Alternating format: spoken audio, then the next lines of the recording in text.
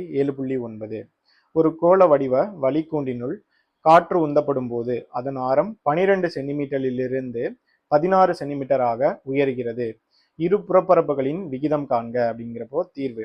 இப்போ நம்மளுக்கு ரெண்டு ஆரம் இருக்குங்கிறதுனால R1 மற்றும் R2 என்பன முறையே இரு வளிக்கூண்டுகளின் ஆரங்கள்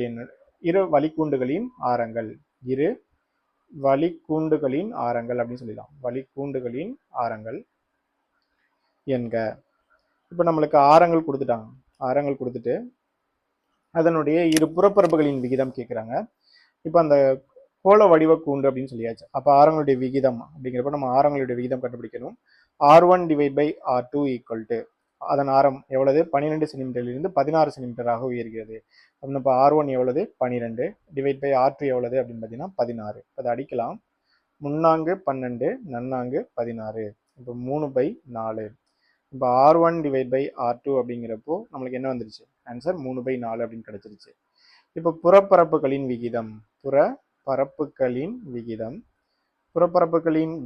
ஈக்குவல் டு இப்போ விகிதம் அப்படின்னு பார்த்தீங்கன்னா இது வந்து என்னன்னா கோளத்தினுடைய புறப்பரப்பு அப்படின்னு சொல்லியாச்சு. அப்படின்னா இப்போ கோளம் 1 புறப்பரப்பு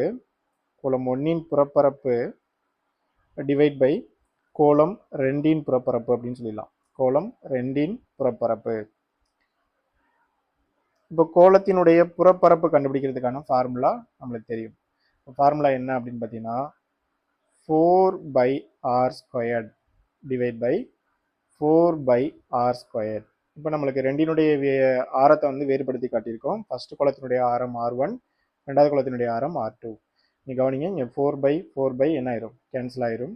பேலன்ஸ் குறி 8 ஓம் அப்படிங்கிறப்போ R1² டிவைட் பை R2². இப்போ நம்மளுக்கு ஒரு கான்செப்ட் என்ன அப்படின்னு பார்த்தீங்கன்னா அடிமானங்கள் வெவ்வேறாக இருந்தாலும் அடுக்குகள் ஒரே மாதிரி இருக்கு அப்படிங்கிறப்ப இது எப்படி எழுதலாம்னா R1 divide by R2 the whole square அப்படின்னு சொல்லிடுவோம். இப்போ R1 டிவைட் பை R2 அப்படிங்கிறப்ப அதனுடைய மதிப்பு என்னது? 3/4. இங்கே அப்ளை பண்ணிடுவோம். 3/4 த ஹோல் ஸ்கொயர். இப்போ 3/4 அப்படிங்கிறப்போ 3 வந்து எத்தனை தடவை மல்டிப்ளை பண்ணணும்? 2 தடவை. 4 2 தடவை மல்டிப்ளை பண்ணணும். 3 9 டிவைட் பை 4 16. இப்போ புறப்பரப்புகளின் விகிதம் அப்படின்னு கேட்டிருக்காங்க. விகிதம் அப்படிங்கிறப்போ 9:16.